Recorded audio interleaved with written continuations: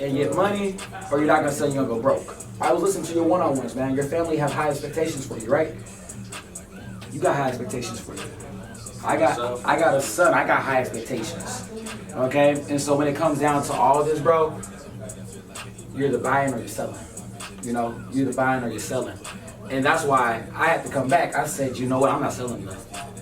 I need to be around like-minded individuals. It doesn't matter if you've been doing this for a week, if you're doing this for 2 weeks, 2 months, I'm at 2 years. For me, 4 years. This is for 4 years, bro. I guess it's been 4 years for you too, 3.5, huh? 3.5. It doesn't matter how long you've been doing it for, bro. You look at Grant Cardone. He sold cars at 19, bro. Going crazy, still selling. Now he just sells something different. And he said it in his book, Be Obsessed or Be Average. He said, only difference between selling cars and selling houses, bro, it's just a bigger, just more money, man. Same concept. What's the difference between selling phones and selling toothpaste? Same thing. Same it's shit. Just your approach. Same. Bro, people get rich selling bar soap. You gotta wash your butt. Speaking of that, the lady that I signed up yesterday, she was like, hey, there was a guy last week that came try selling me soap. And the first impression she got was like, oh, is he trying to say I'm dirty? And he went and sprayed it on the floor and he was like, here, wipe it. Gave her a rag and she ended up buying it. Because his approach and his pitch was so solid, she went and she took it. And she's like, it's been sitting in the closet for like a week already. She told me, she's like, I never touched it. We just sprayed it on the floor. He gave me the bottle and told me it was like $5. Yeah. So what do you think is the hardest thing about door-to-door, you think, brother? The hardest thing, my issue is the transition, you know? Because when I went into door to door, I was just expecting the same exact thing right when I got into it. So I would go straight and just ask for the ID. Now I'm just some random dude at the door. No one really wants to hand out their ID. And then I learned, okay, no, what they do is they get the information before the ID. You just, you put the name, everything, and then only when you have to scan the ID, that's when you really need it. 100%. You know? A lot of times, I gave you a solid pitch, right? Me personally, everybody else's pitch is they mention who they're with, what they're doing, what promotions they offer. Me, I don't do that. I tell them, hey, don't worry, we're here with information for you guys. We're not trying to sell you guys anything. And then from there, I start throwing in little questions, remarks, whatever. And then when it comes from transitioning, what I do personally that's been working for me. Yeah, I was about to say, are we recording? Yeah. Cool. Yeah. What's been working for you, man? Like, what's actually been working for you? A whole different approach, man. Like I said, I walk up, hey, knock on, whatever. They come out, how can I help you? Hey, I don't want to take too much of your time, hope I didn't catch you at a bad time. They'll typically tell me yes or no, so I know what to work with. You know, if they tell me, oh yeah, I'm cooking, I'm cleaning, okay, I'll make it quick. If they tell me, oh no, I got time, perfect. I got time to explain the promotion and get into detail. Okay. All right, cool. So just a couple minutes of your time. I'm not here to sell you guys anything. We're just here with a message for the community. We just bought out some of the 5G towers, blah, blah, blah. And kind of just give a little rundown. And they also sent us out here to inform everybody the service might be a little spotty for certain providers, and some might go up in service. So if you don't mind me asking, what do you have for your cell phone company? They'll tell me, oh, perfect. You know, how much are you paying with them? I don't care if they tell me $50 for 10 lines or $300 for 10 lines. I'm going to exaggerate that price, okay? And then I'll even emphasize. If they tell me they're paying $300, I'm like, oh, okay, cool. So you have what, like 9, 10 lines? I know that's way too many lines for that price, but I'm still going to make it seem like, okay, this is what you should be having. So they have the impression automatically, I'm planting that seed, that they're being overcharged.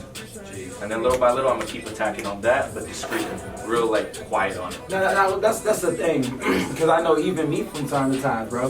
When you hear like these big numbers, these big like, you got like 7, 8, 9, 10 lines. I've heard people say they got 14 lines.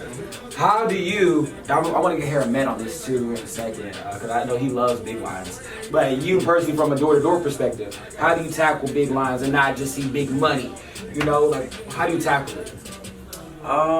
I look at it more in, I'm going to help you out in this standpoint. You know, I don't look at it, end of the day, I care about the money, of course, that's why I'm here. Right. You know, but on the top of my head, that's not why I'm chasing the big lines. Whether it's a 1-liner or a 10-liner, I'm going to go ahead and treat it the same way. I'm going to give you a better offer, some more bang for your buck. Brand new phone, everything, even if they're paying a little more, the service is going to be way better. So I just give them the impression, hey, I'm here to help you guys save money, regardless what their bill ends up being. Even if it's more than what they're paying right now, it's the service you're going to be enjoying, it's the quality, it's the communication between you and me, and so on. So I just keep pushing on that topic, and it typically works out. It works out pretty well.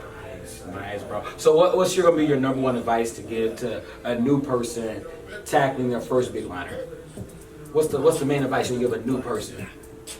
Have fun. With a big line, like it's pressure. It's like 6, 7, 8 lines. Just have fun with it. Yeah, have fun. No fear of messing it up. Because at the end of the day, the way I look at it, what's yours is going to be yours. Okay. You know? So like I said, with a 1-liner or a 30-liner, whatever it is, have fun with the customer, because at the end of the day, it's going to be between you and the relationship. You can make someone pay $500 more than what they're paying right now, as long as your relationship is solid. The foundation you're building on is the most important thing, because at the end of the day, people buy out of emotion. You know, so have fun, build a relationship with that customer regardless what it is. You know, you like their car, you like their home, you like their family, you like their wife. You know? Oh, you married a good one. Hey, look, don't do that. But just building that foundation from the start, I'm already building a relationship from the door. You know, one of my main transitions, you mentioned earlier you had issues with the transition into Sarah Plus into the application What's your process. transition? I'm write this down. What's your transition? Take notes. I am. So I'll introduce myself in the beginning. After I run through the quick quote, whatever, they're still standing there. Once I'm ready to make that transition, and I already know how much they're paying, who they're with, what kind of phones they have, I have the quick quote set, and I'm like, okay, it's time to switch to the application. Hey, I didn't get your name, by the way, and I'll reach out for a handshake. If they shake my hand, I know I built a strong enough relationship, because I don't know about you guys, but I wouldn't shake a stranger's hand unless I really spoke to them. Yo. So I go, Hey, guys. shake their hand. If it's solid, come on in. Okay, have you guys seen that picture, guys? Why aren't you Come hanging out in, with guys. us? Yeah, come on. Come on. Come on. This is Ameer. He's really good. Yeah, Malik, it's his first day, his first week struggling, but I know when he pops up, he's gonna pop up. We're talking about transitioning at the door. Yeah, How to get into Sarah. You guys doing podcasts and stuff? Yeah. You can talk about transitioning. Oh yeah. So yeah, listen. So yeah, you talk about transitioning into Sarah Plus at the door and everything. So run it back. So you say you got to build a relationship or something like. Yeah, so typically, what I was saying earlier, building the foundation and growing from there is the most important thing, okay? Because as I mentioned earlier, you can make someone pay $500 more than what they're paying as long as they trust you and that relationship is there, okay? If I trust what you guys are telling me or vice versa, and I tell you, hey, it's going to be a little more, but you're going to love the service, you're going to love the quality, I'm going to be your personal sales rep, I will be there for you as you're going through this journey, right? They're going to sit there and they're going to believe you because you already built a strong enough relationship. But the person that you just try being quick just to get your money and you seem like you don't care for them, if it's $1 over what you told them, they're going to cancel on the spot. Your churn is going to skyrocket. Over what? Because you weren't being honest, you didn't build that solid relationship, or that foundation wasn't strong enough to hold your guys' bottom. And you doing that in MST? You're building a little I'm bit doing it MST? from the start. Okay. In the beginning, I'm talking to them. I'll introduce myself. If I have someone behind me, I'll go ahead and say, hey, my name's Ameer, and I have so-and-so here. This is my specialist, my trainee, my partner, whatever. Okay. I heard some people say, this is my backup dancer, just don't ask him to Bro. dance. I hear some funny things. Oh no. But it's completely up to you guys. But typically from the start, that introduction is one of the most important things. You know, you're keeping it as, hey, this is who I am, this is who I'm with. No need to be worried. I start off, do you have a couple minutes? Am I taking up too much time? You know, something just to see what I'm working with. You know, I hope I didn't catch you at a bad time. They'll typically tell me, oh yeah, I'm cooking right now. Okay, perfect. I'm not gonna take too much of your time. And then I'll just start right into it. If they have time to spare, all right, perfect. I'm still gonna make it quick, but now I know I have more time to explain what the process is and what we're doing. I'll be honest with you, I try and avoid mentioning who we're with. Okay. Yeah, I don't typically say, oh, we're with AT&T, because a lot of people are just gonna shut the door. Oh, I had a bad experience, blah, blah, blah. Yeah, for sure. Yeah. So what I do, I make them fall in love with the price or the quality. And even when they get to asking, oh, who are you guys with? I'd be like, oh, we're just with the reconstructing company of the 5G towers. They're just sending us out here with a message for you guys. Like kind of like well, we are the internet people a little bit, huh? Yeah. Because there's actually real people like Because they be doing that. Okay, so Hey, you're not lying to them. because you already know, they already know a little bit about it then. Exactly. Okay, cool. And then typically from there, but I'm not going to go ahead and take too much of your time. You know, we're just here with the reconstructing company. We're not trying to sell you guys anything. We're just here with a notice for the neighborhood. Okay. I like that. So that's gonna spark up some curiosity in their head. Okay, what's the message? What are they doing here? What do they want? Okay, they're knocking on our door. It must be something important, right? If you have a dude knocking on your door, I'm sure you're gonna be like, okay, who's this guy? What's he want? And then he tells you, oh, I got a message for you guys. Like, why didn't they just mail it to me? You know? So yeah, so it builds that little fire in their head. Like, okay, what's he doing? From there, I'll tell them, yeah, so as I said earlier, we're working with the 5G towers. I don't know if you noticed your service has been a little spotty for the last couple days. Most of the areas that we go to, certain providers are already bad as it is. Yeah. So they won't get service in some areas, it might be a little slow, messages won't send, and so on. Majority of customers tell me, yeah, it's been kind of bad the last couple days or couple weeks. Yeah, for sure. So that works in my benefit, because now they're believing what I'm telling them. I'm already building like, hey, I'm really who I say I am. Correct. You know? From there, I'm just kind of pushing more into that. All right, perfect. Who are you with? Oh, I'm sorry to inform you, that's actually one of the companies we're taking over, or we're kind of taking over their area. This used to belong to Verizon, T-Mobile, so-and-so. Whichever company they have. Yeah. And then I don't want to make it too direct to them. If they tell me Verizon, it's kind of suspicious. Oh, yeah, we took over Verizon.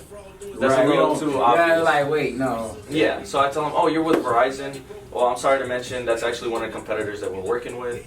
We took over Verizon, one of them, T-Mobile, Spectrum. And I'll just kind of throw in some major companies that everybody knows. And just be like, yeah, so this territory is going to belong to AT&T Towers, or AT&T, since the nearest tower is a couple minutes away. Nice. You know, I'll say, or a couple miles, it's literally in your backyard. Yeah. And then I'll just throw in that little AT&T. If they hear it, they hear it. If not, we'll brush past it. I'll be like, real quick, how much are you paying with them, if you don't mind me asking? You know, Question, so since we're in Texas, because y'all in Texas too, right? Austin. No, we're actually in Vegas. Oh, y'all in Vegas? In Vegas, yeah. Oh, but AT&T's big in Vegas too. All right, cool. So with that being said, man, so do you use like your city as an advantage? Like we're in Dallas, and so like AT&T's big in Dallas. Vegas, they're big in Vegas too. Like everybody knows about AT&T in Vegas. Like, do you use your city to your advantage and everything, or how do you do it? You can. Me personally, I don't. Some people don't really care. Yeah, they don't care about it. Because they don't know where you live, where you're coming from. Right. It just kind of That's you just know, whatever. But So what do you say play advantage to you when it comes down to the environment? Like what can we do from the environment to make it better? it kind of depends on what location I am. If I'm in the city, everybody knows all service works in the city. It just might be spottier than some other ones. Okay. But when it comes out to more like the outskirts, you know, if you're going more towards country roads or forest areas, I'm typically telling them like, hey, you know, your service is already spotty. I know majority of the areas you have to drive 30 minutes to an hour to get to. I promise you don't have any service cutting through there. And they typically know, but me and my dad have a trucking company. Okay. So we know what it is running all around the U.S. I actually gave him one of my AT&T phones. He loved T-Mobile for some reason. So I was like, here, if you like it, try it out. I gave it to him, and whenever his phone isn't working, I see our company name on that cell phone calling me. this guy. I was just like, what happened? Your phone's not working? He's like, yeah, there's no signal here. I was like, but you're calling me with AT&T? He's like, yeah. Let's go. So I'm using that to my advantage a lot.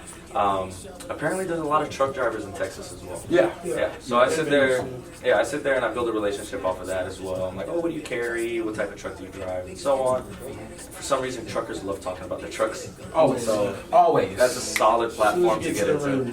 Always. Even my word of advice, do a little research on trucking. Just name some trucks and just be like, oh, I have a trucking company too. They don't know who you are. They don't care.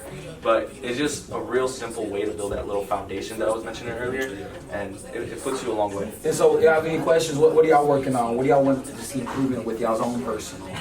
So me personally, I'm just getting back into like personal production. You know, Okay. I built my crew. I got 10 people on my team. Okay. I got my 2 leaders, third one pushing for leadership this week. Nice. So like my main focus now is actually getting the qualification of ownership, which is a 60 units. Yeah, that's You 60 know, units. So if on my mind, if I hit 15 to 20 units a week, on average, I can just get them to do 10, boom, or even 5. They all 10 of them do 5 lines. We hit our goal, you know. So that's my whole thought process. Is I have to either lead the way or like build enough team players to start getting that. Because ownership is just right around the corner. Right. Because as soon as you get the momentum, we're there. So I wanted to be the first outside promotion under Mr. Ortiz for our NDS, Yeah. and then of course grow our campaign. So it all starts with compliance, you know, and then our team field. So that's a lot of the big things I'm looking at is like how people grow their team. So let me ask you this.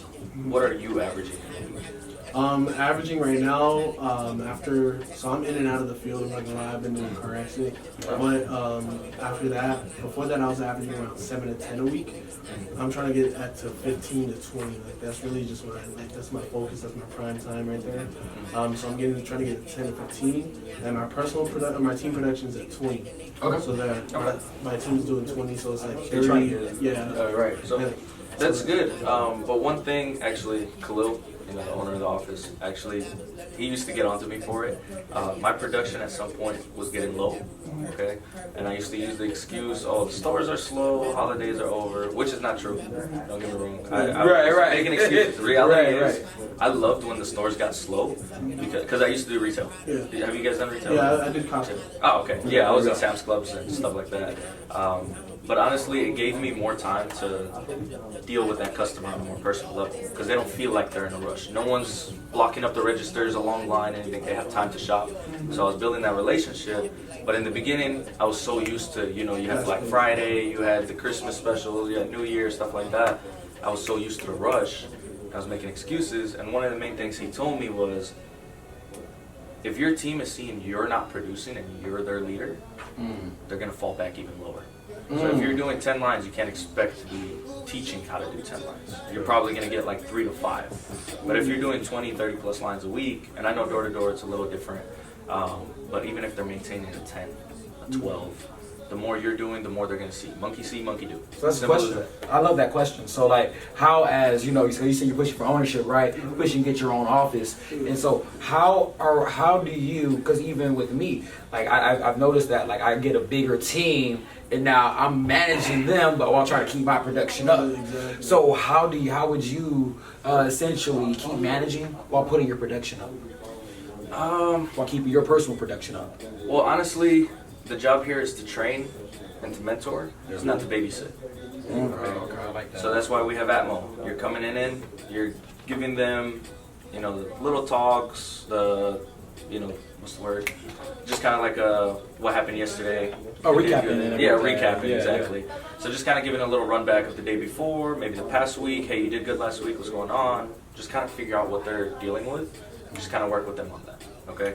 And then at the end of the day, call them here and there through the field if they're still kind of struggling, they have no sales. Give them a call, shoot them a text. Hey, what's going on? Is there anything I can help you with? Give me a call whenever you're free, stuff like that. Sit down 2 minutes while you're in the field, discuss it with them because you want your team to grow. Right? If they're not producing, you're not growing.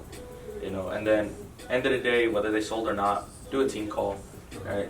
10 minutes, 15 minutes, just kind of recap of the rest of the day, what they did good, what they can improve on, discuss how many houses they knocked on, just kind of the basics and see what you could help them because at the end of the day, you're their mentor. You got to do the proper guiding, but you're not there to babysit either. I'm not telling you hold their hand and, hey, why aren't you doing this, do this, do this. That's not your job. It's up to them. They got to push themselves. And if they don't have that fire in them to go and do it themselves, they're not meant for the job. And it's straight like that. That's actually the guy that was sitting here, Malik. At first, I was kind of babying him, and then I kind of just pushed him to let him do his own thing. And then there's weeks he would do better than me. Nice. Yeah. Nice. And then even then, I'm like, you could do more. Exactly. Why aren't you doing more? You're already beating me. Do more. Show me how much better you could be. So I'm just kind of like sparking a little into them. Yeah, 100%. And sometimes I do little competitions. I'm like, hey, whoever does the most sales this week or shows the best student mentality will go out for lunch. It's on me, or I'll give you like a little $50, whatever. Just kind of throwing something to get them pushing.